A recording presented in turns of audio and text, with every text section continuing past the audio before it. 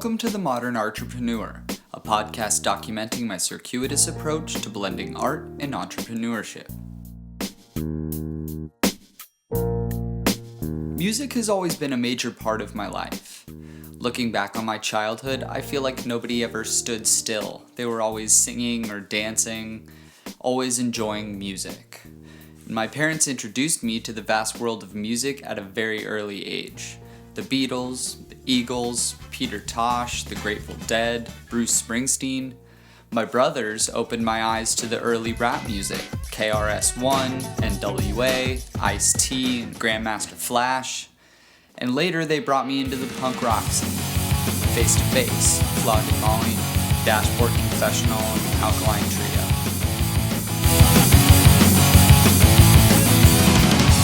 While in high school, I learned how to make digital music in programs like Reason and Sonar.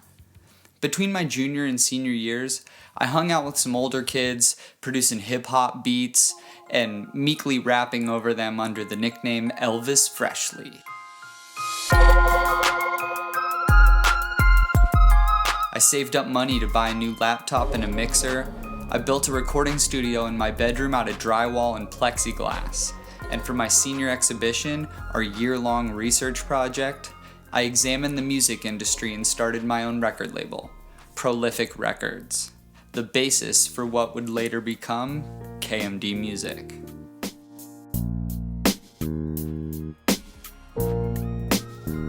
I earned my Bachelor's of Art in Music at St. Lawrence University.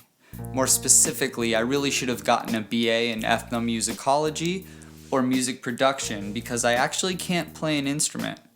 I can do a little sight singing, but in order to graduate, I was required to participate in 2 performance bands. So I played the conga in the rhythm and roots band and smashed on a trash can with a toilet plunger in a stomp-esque ensemble. Maybe they were embarrassed for me.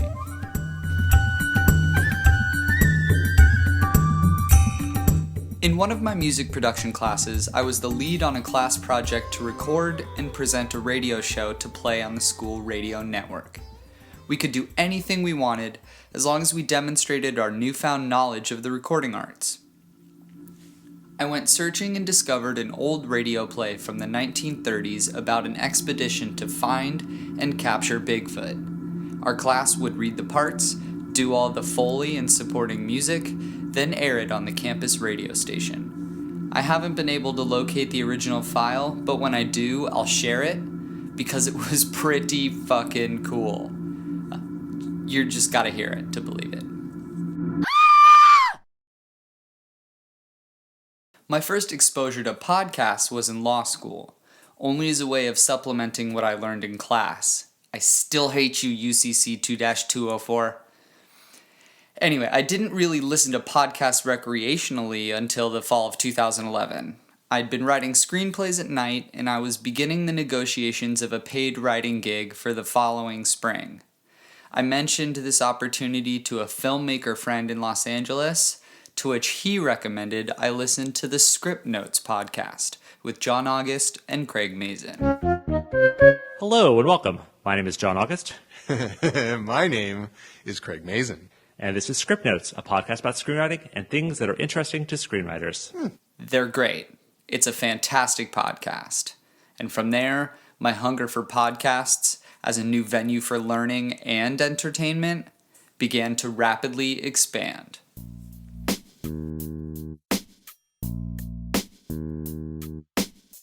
In the last 2 years, I found myself in situations involving a ton of driving. Frequent trips up and down the 101 freeway to visit my long-distance girlfriend, a daily commute of nearly 2.5 hours. I spent a lot of time in the car, so I erased all my music and loaded up on podcasts. I got the popular ones: This American Life, Nerdist, Serial, WTF, some of the less popular ones too. I slowly uncovered the elements of a successful podcast and found a slender bunch of podcasts that I felt were produced in a fun, enjoyable way. They were delivering valuable content in a palatable, entertaining way. It was a new breed of on-demand storytelling, and I wanted in.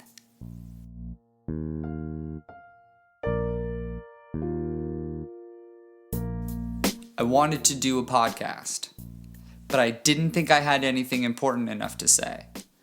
Part of me thinks I still don't, but I'm sure that part's not just my problem. First, I just wanted to produce a podcast for somebody else. I wanted to apply my knowledge of music production to podcasting. So I researched starting my own podcast, of course, by listening to podcasts. And that's when I came across Dan Benjamin and the 5x5 Network, who framed the idea of a podcast network like a record label. I know exactly who you are. A podcast network could be run like a record label. I completely understood what he meant. This network, the Mystery Tin Podcast Network, was my modernization of KMD music. But now I'm 10 years older, and knowing what I know now and having experienced what I've experienced, I could apply all these skills to producing podcasts while helping my friends who were on the precipice of choosing podcasting or not. I could help them. I could be the unseen partner, handling everything except generating the content. You handle the content, and I'll do everything else. I had no idea what that really meant.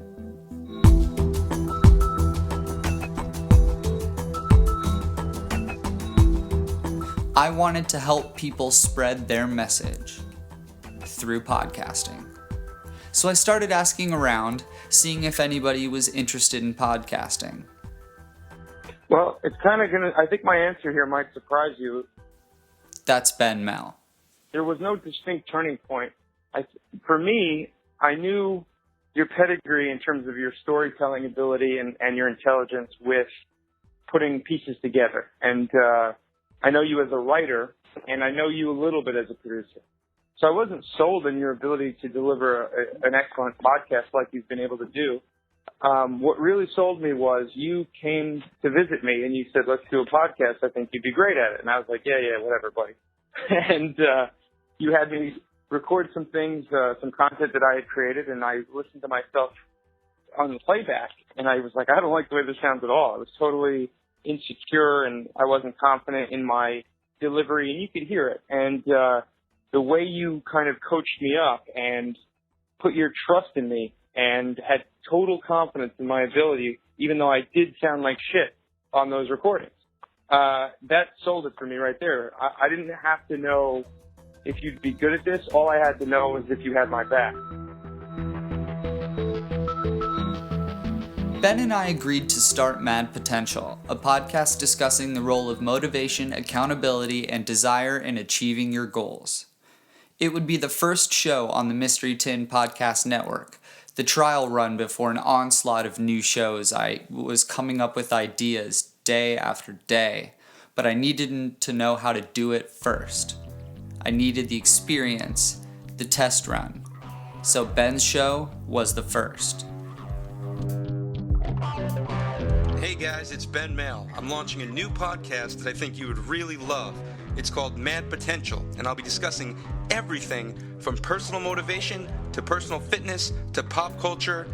And, well, here's a clip that almost made the pilot episode.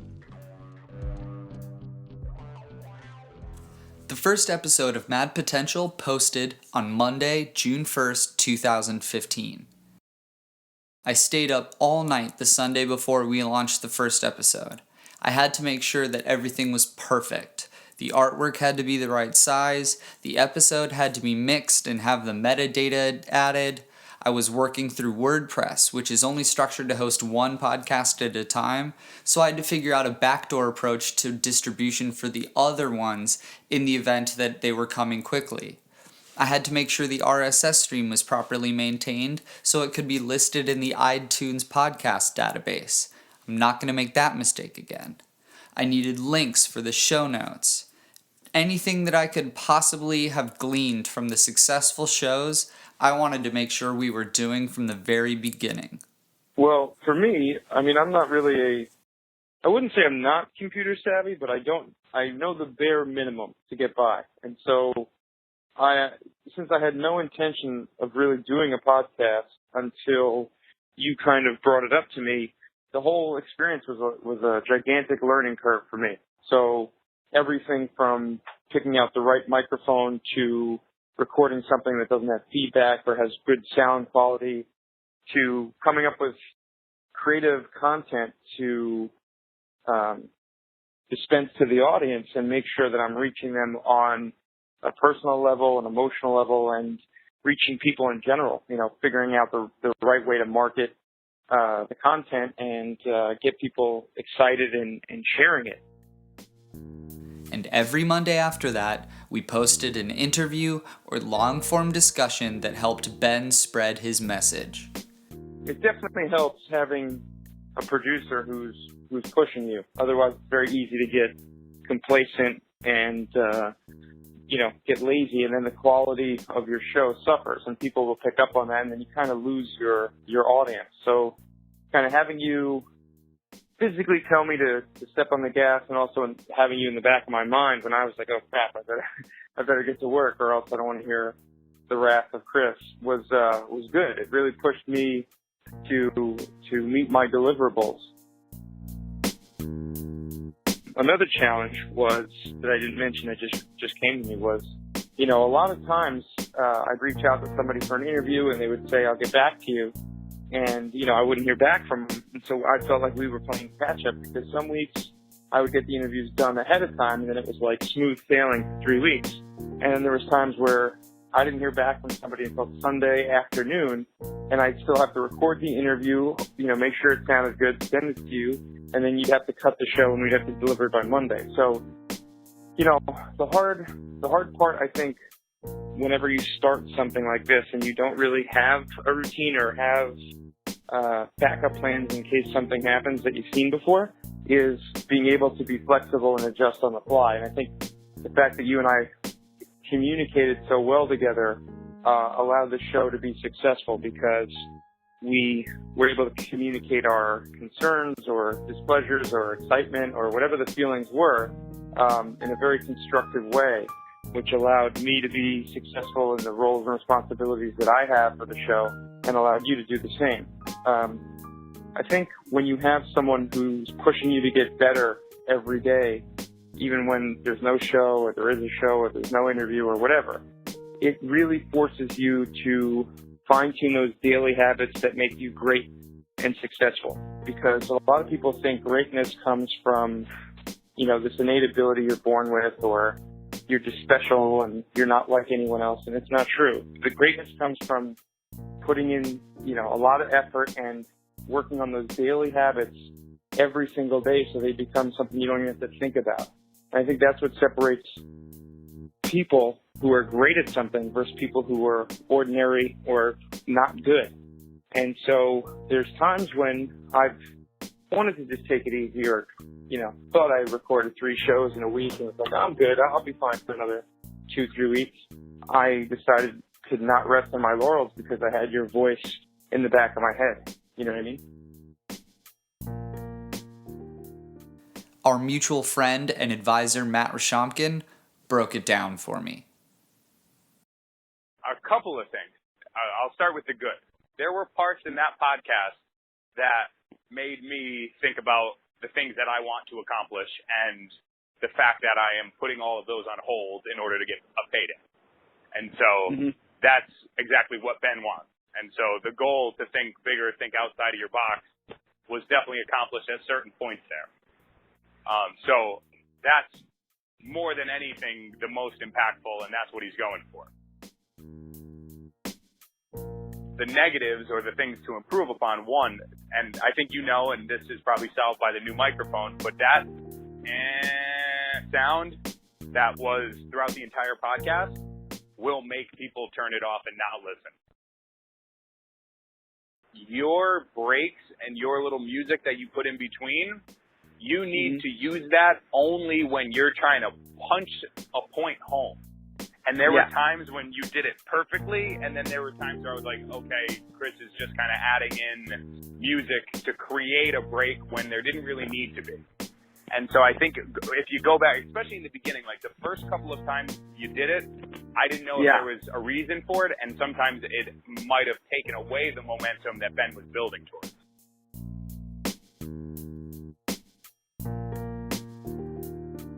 You guys are onto something. Like it's coming together, and I think as the audio from a microphone standpoint gets solved, and you don't have that noise in the background, from a structure, you'll know when the breaks are appropriate, and when Ben knows he's leading them to a hard-hitting answer, then the break, then go on to the next. And it's kind of, if you think about Ben's story, it's like early childhood, the dyslexia. I think anytime you work with somebody and you're in close quarters, whether it be physically close quarters or digitally nowadays close quarters, there's going to be frustrations. There's going to be times where you don't see eye to eye on things.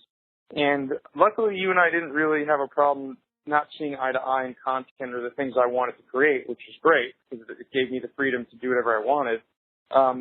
There were some times where communication broke down, whether it be on one particular episode, I tried to get a fitness celebrity to be on the show, and that person took about, it took about 5 or 6 emails back and forth between me and that person before they finally confirmed, and they did it last minute, and they were in a different part of the world. So I was like, you know what? I got to get this interview, and I can't wait on Chris to teach me how to do an international Google Voice or Skype call. I'm going to try to figure it out. And so I had to call you and try to get the, I guess, explanation on how to do this recording in like 2.5 minutes. And I didn't really understand what the hell you were talking about, so I just went for it. And the way it came out was not really up to our standards and quality in terms of audio quality. So you were a little bit frustrated with me, and I was frustrated that you were frustrated with me because I felt like I was being very proactive and trying to get a very hard interview and a great interview for our listenership. And I think that what we should have done was made a plan for this possible outcome or scenario in the very beginning in case, I was in that situation where I had to make a snap judgment. I wouldn't make a mistake on the audio side because I'd already know what to do. And that's kind of how you and I got right back on the right track. After that, we hashed out our differences and disagreement, and we started to make a plan for season 2 on if and when that happens again, we'll know how to navigate it and make the right decision. For a short time, I became obsessed with the numbers. I was glued to FeedBurner, frantically refreshing our page to see the downloads, clicks, and subscribers to our podcast. Every day, I'd watch the fluctuations and make judgment calls based on how I thought we could keep those numbers climbing. Well, we had set goals of a specific amount of downloads per week, per month, and for the season. And I had been under the impression that total number of subscribers was more important until you educated me on downloads and why those are actually more important. So when we hit a certain number of subscribers, I was all jazzed up, I think at like 100. I was so excited. And you were like, listen, we need more downloads. Subscribers don't matter as much. They matter, but they're not as important because it doesn't prove that everybody's listening to the show. And that's when I kind of shifted my focus to hit downloads. And I think when we hit, correct me if I'm wrong, but we hit over 2,000 downloads in 1 month, I was like shocked because, I care about what I have to say and I hope people do, but I don't know. And then when you see those numbers come in that actually prove that people are listening, and when we're getting, when we had 10 reviews on iTunes, like 10 5-star reviews, I was like, that's a big deal. That's awesome. And then I didn't really think about it. I was so focused on the show, and I looked the other day and we have over 100.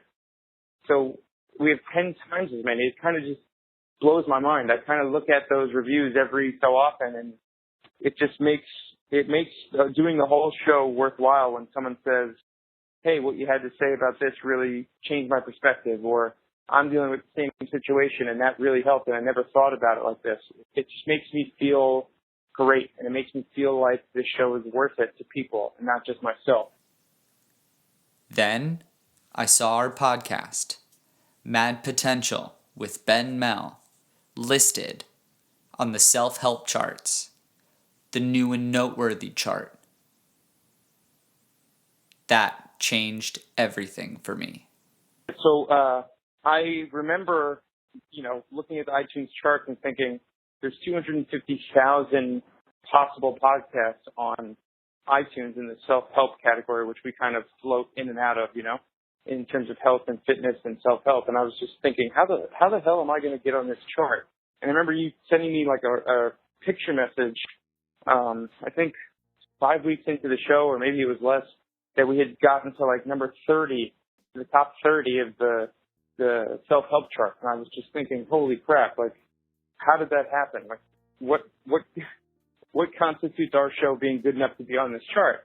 And then I said, you know what? If I'm telling all the people listening that anything's possible and it's all about mindset and your perspective on things, then I have to think bigger than the top 30. And I said to you, let's get to number 1. And I remember you saying to me, we just got to number 30. Let's not worry about what number 1. Let's just get to the top 20 or the top 10. And then a couple of weeks went by and we hit number 4 out of 250,000. And then you and I sent the exact same text message at the exact same time, and it said, let's get to number 1. And it was that was kind of like a very cool moment for me, was how small we were thinking when we started to where we're at now in terms of our thinking, and now how we're on the same page, and we really believe that anything's possible. Mad Potential reached number 4 in the Self-Help Podcast. It's harder than it looks because, I've done stand-up in front of people, I've given speeches in front of a lot of people, and I don't get nervous because you can see people's reactions and you can kind of go off feel in the energy of the room, When you're sitting in a quiet room by yourself with just a microphone and you have no idea how this is going to be received or how it even sounds at this point, it's a very intimidating task. And it goes to show you that two people who have limited experience, in podcasts, but have very ambitious and want to learn and willing to grow and go through some of those speed bumps and roadblocks to get better, can do amazing things. And I think that for the people listening to your show who want to be entrepreneurs or who are entrepreneurs or who are artists or creative types, your only limits are the ones that are self-imposed. And if you really think that you can be great and you are willing to do those things every day to be great, then you will be. It really is that simple, but people don't want to believe that. Which asked the question, was it time to produce another show?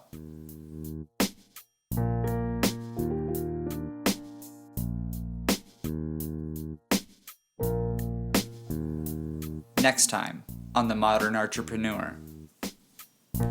Probably an hour, maybe 2. More now than I used to. I imagine the older I get, the more I'll be reading. Because when you're younger, it's like you can think of all these things you should be doing instead of sitting there and reading. And now it's just your dad and I, and there's just not as much work to do, so I find I can grant myself enough time to sit and read. And when he quits, it'll just be the two of us, and we'll be sitting together reading. It's one of those things I've sort of saved, because there's always something I could be doing that would be more productive than that. But I still read in the evenings, and I still read when I'm lunching.